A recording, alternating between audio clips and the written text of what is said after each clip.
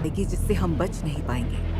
तो काफी सारी साइंटिस्ट की अपने आप खुदकुशी करने के बाद एक टीम बनती है जो कि सभी लोगों के बारे में पता लगाने की कोशिश कर रही थी कि आखिरकार दुनिया में चल क्या रहा है। और तब जाकर उन लोगों को पता चलता है कि असल में एलियन के 100 शिप्स उनके प्लेनेट से निकल चुके हैं ताकि वो अर्थ पर आकर अपना कब्जा कर सकें। तो कहानी की शुरुआत होती है 1966 के समय से, जहां पर हम लोग एक फिजिसिस्ट को देख पाते हैं जिसे राजा के सिपाही जान से मारने वाले थे, क्योंकि असल में वो फिजिसिस्ट ऐसी सारी चीजें बता रहा था जो कि सभी लोगों के समझ के परे थी। तब यहीं पर हम लोग उसी फिजिसिस्ट की बेटी को भी देख पाते हैं जिसका नाम था वेंजी। तब वो यहाँ पर अपने पिता को बचाने के लिए काफी ज्यादा चिल्ला रही होती है, लेकिन कोई भी उसकी बात पर ध्यान नहीं देता। अब यहाँ पर से सीन आता है 2024 में, जहाँ पर हम लोग काफी सारे साइंटिस्ट को देख पाते हैं जो कि अपनी अपनी रिसर्च बंद करने के बाद खुदकुशी कर लेते हैं। और ये बात सच में काफी ज्यादा शॉकिंग थी, क्योंकि जिन चीजों के ऊपर वो लोग रिसर्च कर रहे थे उन चीजों से दुनिया के भविष्य को बदला जा सकता था। और उन सभी लोगों के खुदकुशी करने के पीछे एक अजीब चीज कॉमन थी कि उन सभी लोगों को कुछ अजीब तरह के कोऑर्डिनेट्स दिखाई दे रहे थे जो कि सिर्फ उन्हें ही दिखाई दे रहे थे, और उन्होंने काफी सारे लोगों से इस बारे में जिक्र करा था।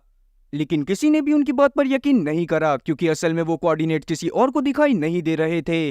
अब वेड नाम के हम एक ऑफिसर को देख पाते हैं जो कि एक इंटेलिजेंस एजेंसी का हेड था। तब वो डाशी नाम के अपने एक ऑफिसर को बुलाता है और उससे ये काम सौंपता है कि वो सभी चीजों के बारे में पता करे। और तब दाशी अपने एरिया की ही एक टीम के ऊपर नजर रखना चालू करता है जो कि वैज्ञानिकों की टीम थी, और उनकी ही टीम की एक मेंबर ने हाल ही में सुसाइड करी थी, जिसमें से एक का नाम था जिन, दूसरे का नाम था सॉल, तीसरे का नाम था ऑगी, चौथे का नाम था विल और पांचवे का नाम था जैक। तब यहाँ पर हम लोग जान पाते हैं कि असल में ये सारे के सारे लोग अपनी फील्ड में माहिर हैं। साथ ही हम लोग ऑगी के बारे में भी जान पाते हैं जिसने हाल ही में एक कंपनी खोली थी जो कि एक सुपर स्ट्रॉन्ग मटेरियल के ऊपर काम करने वाली थी। और अब हम लोग जैक के बारे में भी जान पाते हैं जो कि असल में एक मल्टी मिलीनियर था जो कि सभी लोगों की पैसों से रिलेटेड हेल्प करा करता था। अब रात में हम लोग ऑगी और साथी जिन को देख पाते हैं जो कि एक दूसरे से बातें करते हुए ड्रिंक कर रहे थे, जहां पर इन दोनों की बातों से हम लोग जान पाते हैं कि असल में दुनिया में जितने भी फिजिक्स से रिलेटेड लॉ बने हैं वो धीरे धीरे कर कर गलत साबित हो रहे हैं, जिस वजह से दुनिया के सभी साइंटिस्ट काफी ज्यादा परेशान थे। अब ऑगी इस बारे में बात कर ही रही थी, तभी अचानक से ही उसे उसकी आंखों के सामने एक काउंटडाउन दिखना चालू हो जाता है, जिस पर पहले तो ऑगी ज्यादा ध्यान नहीं देती, पर बाद में वो काउंटडाउन उसका पीछा नहीं छोड़ता। और इसीलिए ऑगी इस बारे में जिन को भी बताती है, लेकिन जिन को वहां पर कोई भी काउंटडाउन नजर नहीं आ रहा था। और अब इस चीज का मतलब साफ था कि अब तक जितने भी साइंटिस्ट ने सुसाइड करी थी वो इसी काउंटडाउन की वजह से करी थी, और अब अगला नंबर किसी और का नहीं बल्कि ऑगी का होने वाला था। तब पहले तो ऑगी को लगता है कि शायद ज्यादा ड्रिंक करने की वजह से उसे ये सारे नंबर दिखाई दे रहे हैं, पर जब अगले दिन उसकी आंख खुलती है तब भी उसे वो सारे नंबर दिखाई दे रहे थे। और इसीलिए जब वो आज वेरा के मेमोरियल में जाती है तो वहां पर जाने के बाद वो जिन से इस बारे में दोबारा बात करती है, लेकिन जिन को अभी भी कोई भी नंबर नजर नहीं आ रहे थे, इसीलिए उसे अभी के टाइम पर ऑगी की बातों पर भरोसा नहीं होता। और इसीलिए ऑगी इस बारे में बाकी सभी लोगों से भी बात करने की कोशिश करती है, लेकिन किसी के पास भी इस चीज का जवाब नहीं था कि आखिरकार ऑगी को वो सारे नंबर क्यों दिखाई दे रहे हैं। अब इस बात की वजह से ऑगी काफी ज्यादा घबरा गई थी, जहां पर रात में हम लोग देख पाते हैं कि सभी लोग अपने घर जा चुके हैं, पर ऑगी वहीं पर थी जो कि वहां पर बैठकर सिगरेट फूंक रही थी। और तभी वहां पर एक और लड़की सिगरेट लेकर पहुंच जाती है जिसका नाम था तातियाना, जो कि ऑगी से बातें करते हुए उसे बताने लगती है कि अगर उसे काउंटडाउन को बंद करना है तो उसे अपने नैनो फाइबर वाले प्रोजेक्ट को भी बंद करना पड़ेगा, और अगर वो ऐसा नहीं करती है तो जैसे ही काउंटडाउन खत्म होगा वैसे ही वो भी बाकी सभी साइंटिस्ट की तरह जान से मारी जाएगी। अब पहले तो ऑगी को उसकी बात पर बिल्कुल भी भरोसा नहीं होता, इसीलिए अपनी बात पर भरोसा दिलाने के लिए तातियाना उसे बोलती है कि कल रात में 12 बजे आसमान की तरफ देखना, जहां पर पूरा का पूरा यूनिवर्स तुम्हें ये संकेत देगा कि तुम्हें उस प्रोजेक्ट को बंद कर देना चाहिए। अब इतना बोलने के बाद तातियाना वहां से गायब हो जाती है। अब अगले दिन हम लोग ऑगी को देख पाते हैं जो कि सॉल के साथ बाहर गई थी ताकि वो रात में 12 बजे आसमान की तरफ देख सके और उसे सारे के सारे संकेत मिल सकें। और अब जैसे ही घड़ी में 12 बजता है वैसे ही आसमान में मौजूद सभी के सभी स्टार्स बहुत बुरी तरह से फ्लिकर करने लगते हैं, जो चीज देखने के बाद सभी लोग काफी ज्यादा शॉक थे, क्योंकि किसी की भी समझ में नहीं आ रहा था कि आखिरकार चल क्या रहा है। और अब कहीं ना कहीं योगी को तातियाना की बात पर भरोसा होने लग गया था कि जैसे ही काउंटडाउन खत्म होगा वैसे ही वो भी मारी जाएगी, इसीलिए वो खुद को बचाने के लिए अगले ही दिन जाकर नैनो फाइबर वाले प्रोजेक्ट को बंद कर देती है। पर इस बात की वजह से होगी कि सारे के सारे एम्प्लॉय काफी ज्यादा शॉक थे, क्योंकि किसी को भी ये बात समझ में नहीं आ रही थी कि आखिरकार वो इतना आगे आकर रुक कैसे सकती है, क्योंकि कुछ ही समय में उनकी रिसर्च भी खत्म होने वाली थी। लेकिन ऑगी अभी किसी की भी बातों पर ध्यान नहीं देती, वो सिर्फ अपने काउंटडाउन की तरफ देखने लगती है जो कि उसकी आंखों के सामने से गायब हो गया था। और इस चीज का मतलब साफ था कि असल में जितने भी साइंटिस्ट मारे गए उन सभी लोगों को भी कोई ना कोई रिसर्च बंद करने के लिए बोला गया होगा, पर जब उन लोगों ने अपनी रिसर्च को बंद नहीं करा तो वो सभी लोग मारे गए। लेकिन अभी के टाइम पर भी ऑगी को समझ में नहीं आ रहा था कि आखिरकार तातियाना कौन थी जो कि फिजिक्स के सारे नियमों को चेंज कर सकती थी। वहीं दूसरी तरफ हम लोग जिनको देख पाते हैं जो कि जब वेरा की माँ के पास उनसे बात करने के लिए पहुंचती है तो वेरा की माँ उसे एक वर्चुअल रियलिटी हेलमेट देती है जो कि असल में वेरा का ही था। और वेरा अपने मरने से पहले उस वर्चुअल रियलिटी हेलमेट के साथ काफी ज्यादा टाइम स्पेंड कर रही थी, जो चीज जानने के बाद जिन काफी ज्यादा शौक होती है।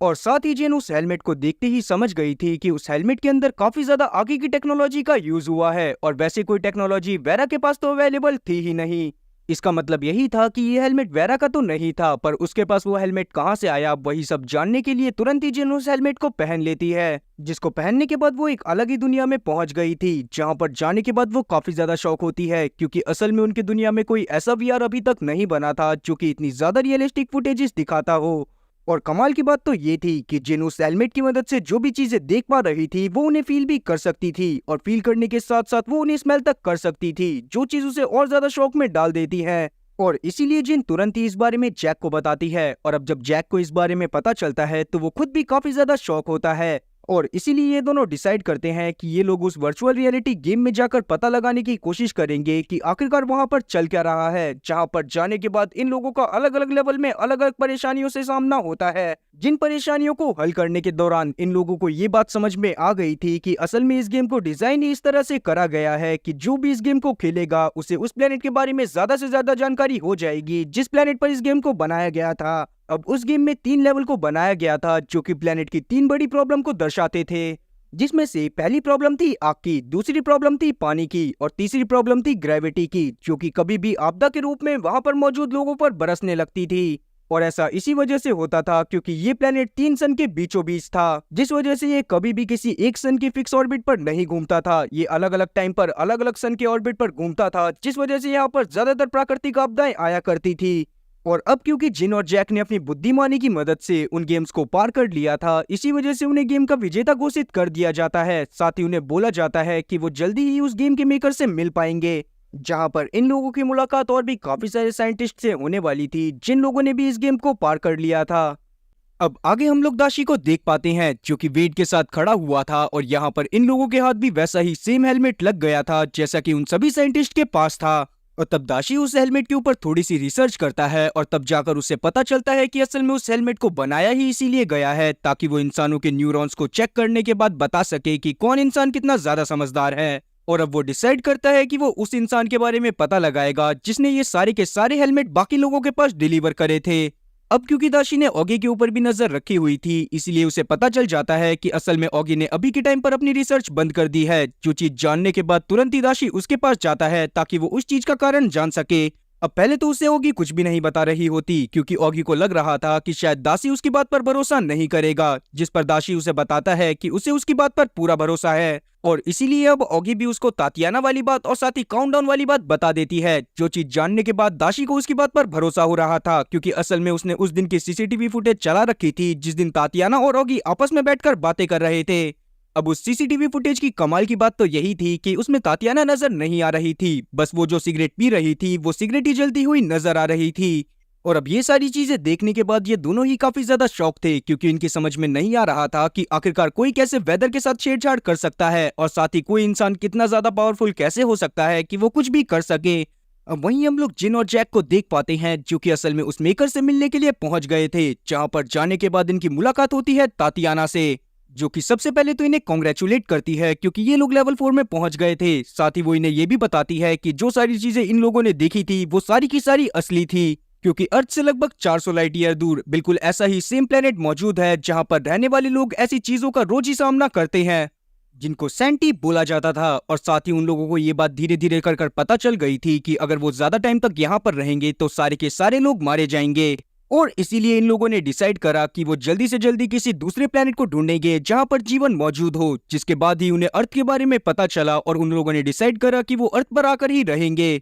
और इसीलिए वो लोग लगभग 1000 स्पेसशिप लेकर वहां पर से निकल गए ताकि वो जल्दी से जल्दी अर्थ पर पहुंचकर यहाँ के लोगों को मारते हुए यहाँ पर कब्जा कर सकें। और यहाँ पर सिर्फ वही इंसान जिंदा रहने वाला था जो कि उन एलियंस का साथ देता ताकि वो यहाँ पर आकर कब्जा कर सके। इसीलिए उन्होंने अपनी एक ऑर्गेनाइजेशन बनाई जिसमें तातियाना भी शामिल है और यहाँ पर और भी लोग मौजूद हैं जो कि उन एलियन का साथ देने वाले थे। और तब तातियाना यहाँ पर ये भी रिवील करती है कि कुछ सालों से उनकी ऑर्गेनाइजेशन ऐसे साइंटिस्ट को मरवा रही है जिनकी वजह से अर्थ काफी ज्यादा आगे निकल सकती है, क्योंकि अगर अर्थ आगे निकल गई तो वो बड़े आराम से सेंटी एलियंस को मार देगी। अब ये बात जानने के बाद जैक को काफी ज्यादा गुस्सा आती है और वो डिसाइड करता है कि वो इन लोगों की ऑर्गेनाइजेशन में शामिल नहीं होगा। पर हम लोग जिनको देख पाते हैं जिसने डिसाइड कर लिया था कि वो सेंटी एलियंस के साथ ही शामिल होगी। अब अभी के टाइम पर जैक तो यहाँ से निकल जाता है, पर हम लोग जिनको देख पाते हैं जो कि अभी भी लगातार तातियाना से बातें करे जा रही थी। और तब तातियाना यहाँ पर जिनको एक ऑफर लेटर देती है जो कि असल में एक मीटिंग का ऑफर लेटर था जिसमें इन लोगों की बॉस आने वाली थी और उसी ने ही इस ऑर्गेनाइजेशन की शुरुआत करी थी।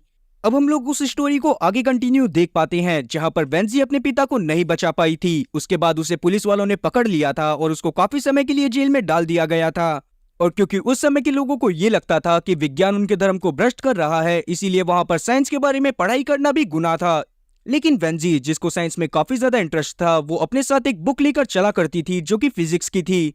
लेकिन एक बार काफी सारे सैनिकों की नजर उस बुक पर पड़ गई, जिसके बाद वेंजी को वापस से जेल में डलवा दिया गया। लेकिन उस समय पर भी वेंजी ने पढ़ाई करना बंद नहीं करा। वो फिजिक्स की काफी सारी थ्योरीज को लिखती गई और साथ ही उन्हें सॉल्व भी करती गई। जो सब देखते हुए वहां के जनरल ने उसे अपनी रिसर्च टीम में शामिल कर लिया, जहां पर जाने के बाद वेंजी कुछ ही समय में सभी लोगों की चहेती बन गई। और साथ ही वहां पर उन्होंने एक ऐसा रेडियो सिग्नल बना लिया था जिसकी मदद से वो लोग स्पेस में भी सिग्नल भेज सकते थे, ताकि अगर उनके अलावा कोई और प्रजाति ब्रह्मांड में मौजूद हो तो वो उनके सिग्नल को पाकर उनसे कांटेक्ट कर सके। अब पहले तो उन्हें उस चीज में कोई भी कामयाबी नहीं मिलती, क्योंकि किसी को भी नहीं पता था कि असल में ब्रह्मांड में कोई और जीवन मौजूद है या फिर नहीं। लेकिन एक दिन वेंजी सन के ऊपर ही अपने सिग्नल को सेंड कर देती है, जो कि सन से रिफ्लेक्ट करते हुए एक ऐसी एलियन सभ्यता के पास पहुंच जाते हैं जो कि खुद भी एक हैबिटेबल प्लेनेट को ढूंढ रही थी, जो कि तुरंत ही वेंजी को रिप्लाई करते हैं कि वो जल्दी से जल्दी अर्थ पर आकर अर्थ के ऊपर अपना कब्जा जमाना चाहते हैं। और ये चीज सुनने के बाद पहले तो वेंजी सोच में पड़ जाती है कि उन्हें उन एलियंस की मदद करनी चाहिए या फिर नहीं। पर क्योंकि उसे पता था कि यहाँ के लोग काफी ज्यादा बुरे हैं और साथ ही उन्होंने उसके पिता की भी जान ली थी, इसीलिए वेंजी डिसाइड करती है कि वो उन एलियंस की मदद करेगी ताकि वो यहाँ पर मौजूद सभी लोगों को मजा चखा सके। और इसीलिए वो उन्हें अर्थ की लोकेशन बता देती है और साथ ही उनसे कांटेक्ट में रहती है। जिसके बाद उसकी मुलाकात होती है माइक नाम के एक आदमी से, जिसके विचार भी बिल्कुल वेंजी की ही तरह थे। और क्योंकि माइक एक बिलीनियर था, इसीलिए वो अपनी पावर और पैसे का यूज करते हुए वेंजी को चाइना से निकाल लेता है, जिसके बाद वो उसे लेकर आ जाता है यूएसए में, जहां पर वो काफी सारे शिप्स लेते हैं, जिसमें ही वो बहुत बड़े बड़े रेडियो ट्रांसमीटर लगाते हैं ताकि वो जल्दी से जल्दी एलियन को कांटेक्ट कर सके और उन लोगों से और ज्यादा जानकारी ले सके। और इस बात का मतलब यही था कि तातियाना की लीडर कोई और नहीं बल्कि वेंजी और माइक ही थे। और उसके बाद ही उन लोगों ने एलियंस को सभी जानकारी दे दी कि इंसान किस तरह से रहते हैं और वो किस तरह के लोग हैं। जो चीज जानने के बाद एलियन ने डिसाइड करा कि वो वहां पर आकर इंसानों को खत्म कर वहां पर कब्जा करेंगे। खैर, अभी के टाइम पर हम लोग प्रेजेंट टाइम में जैक को देख पाते हैं, जो कि जब अपने घर में पहुंचता है तो वहां पर तातियाना पहुंचकर उसे जान से मार देती है, क्योंकि जैक को उनके कल्ट के बारे में सारी चीजें पता चल गई थी और जैक ने उनके कल्ट में आने के लिए भी मना कर दिया था, जिस बात की वजह से ही तातियाना को काफी ज्यादा गुस्सा आई थी। अब जब इस बारे में अगले दिन जिन को पता चलता है तो वो काफी ज्यादा डर जाती है और साथ ही उसको समझ में आ गया था कि शायद उसे तातियाना का साथ नहीं देना चाहिए।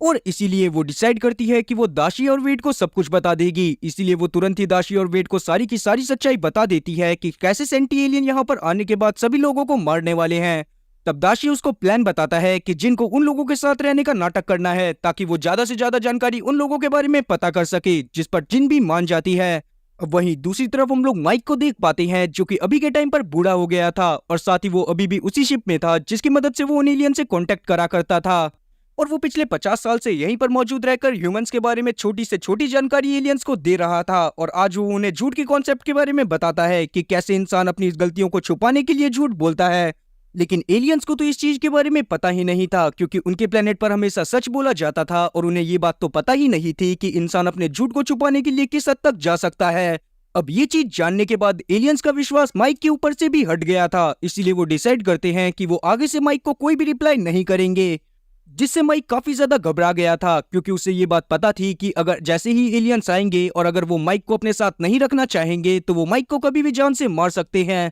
खैर, शायद इस बुड्ढे को ये दिमाग लगाना चाहिए था कि 400 सालों तक तो ये वैसे भी जिंदा नहीं रहने वाला। अब आगे हम लोग जिनको देख पाते हैं जो कि उसी मीटिंग में पहुंच गई थी जहां पर उसे तातियाना ने बुलाया था, तब वहां पर हम लोग देख पाते हैं कि और भी काफी सारे साइंटिस्ट मौजूद थे जो कि लेवल 4 में पहुंच गए थे। तभी यहाँ पर वेंजी भी पहुंच जाती है जिसने खुद ही इस कल्ट को फाइंड आउट करा था। तब वो यहाँ पर मौजूद लोगों को बताती है कि 400 सालों में उनके भगवान यहाँ पर आने वाले हैं। इसका मतलब था कि वो एलियंस। और जब तक वो लोग यहाँ पर नहीं पहुंच जाते तब तक इन लोगों को उन साइंटिस्ट को तरक्की करने से रोकना है जो कि अर्थ को बहुत ज्यादा एडवांस बना देंगे, क्योंकि अगर वो लोग यहाँ पर पहुंचे और अर्थ के लोगों ने उन्हें हरा दिया तो इन लोगों के कल्ट को बनाने का कोई भी फायदा नहीं होगा। अब यहाँ पर मौजूद वेंजी अपने भगवान के बारे में लंबी लंबी फेंकी रही थी, तभी अचानक से ही यहाँ पर दाशी और काफी सारे पुलिस ऑफिसर पहुंच जाते हैं जो कि तुरंत ही यहाँ पर पहुंचकर सभी लोगों को गिरफ्तार करने लगते हैं। पर हम लोग वेंजी को देख पाते हैं जो कि बिल्कुल भी घबराई नहीं थी, जैसा कि उसे पहले से ही इन सब चीजों के बारे में पता हो। अब क्योंकि तातियाना को ये बात समझ में आ गई थी कि जिन ने ही उन लोगों को धोखा दिया है, इसीलिए वो जिन के ऊपर ओपन फायर करना चालू कर देती है। पर तभी हम लोग दाशी को भी देख पाते हैं जो कि किसी तरह से जिन को बचा लेता है। साथ ही अभी तक दाशी और उसकी टीम ने वेंजी और साथ ही माइक को भी गिरफ्तार कर लिया था, जिनको जब पुलिस स्टेशन में लेकर आया जाता है तो उन लोगों से सारी की सारी सच्चाई उगलवा ली जाती है। और साथ ही इन लोगों को उस शिप की लोकेशन भी मिल गई थी जिस शिप पर सारे के सारे रेडियोस मौजूद थे। और तब यहाँ पर वे डिसाइड करता है कि वो किसी भी तरह से उन शिप पर जाएगा ताकि वो सारे के सारे डेटा को अपने पास ला सके, जिससे उसे ये बात पता चल सकती है कि असल में इन लोगों ने अभी तक उन एलियंस को इंसानों के बारे में क्या क्या बताया है। साथ ही वेड ने डिसाइड कर लिया था कि वो लोग वहां से निकलने से पहले पूरे के पूरे शिप को बर्बाद कर देंगे, इसीलिए ये लोग ऑगी के पास जाते हैं ताकि ये लोग उसकी नैनो टेक्नोलॉजी का यूज कर सकें, जिस पर ऑगी भी मान जाती है। और अब इन लोगों ने उसकी एलियन टेक्नोलॉजी की मदद से उस शिप के ऊपर अटैक कर कर वहां पर मौजूद सभी लोगों को जान से मार दिया था, जिसमें वहां पर मौजूद माइक भी मारा गया था। साथ ही वेड को वो सारा का सारा डेटा भी मिल गया था जो भी ह्यूमंस के बारे में इन लोगों ने एलियंस तक पहुंचाया था। अब यहाँ पर हम लोग जान पाते हैं कि असल में उन एलियंस ने माइक को इसी वजह से मरवाया क्योंकि उन एलियंस का माइक के ऊपर से विश्वास पहले ही उठ गया था। रेस्ट इन पीस बुड्ढा। खैर हम लोग वेड को देख पाते हैं जो कि जब सारे डेटा को लेकर अपने ऑफिस में पहुंचता है तो वहां पर कोई भी उस डेटा को रीड नहीं कर पा रहा था,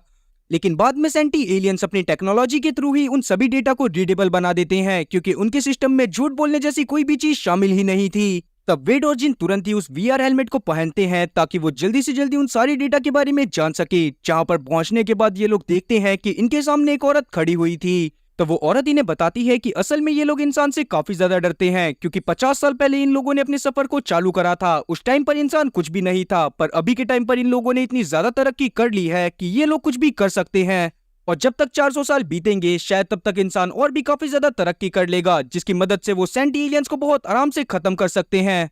और उसी चीज से बचने के लिए इन लोगों ने एक ऐसी एआई को बनाया जिसके अंदर कोई भी मास्क नहीं था और साथ ही वो लाइट की स्पीड से ट्रेवल कर सकता था, जिसके बाद उसकी वेव्स अर्थ तक आई और उन्होंने चारों तरफ से अर्थ को घेर लिया। और उसके बाद उन्होंने उस साइंटिस्ट को चुना जो कि देश को बदल सकते थे, जिसके बाद उन्होंने उस काउंटडाउन को उन लोगों को दिखाना चालू करा ताकि वो लोग डर जाएं और अपनी सारी की सारी रिसर्च को बंद कर दें,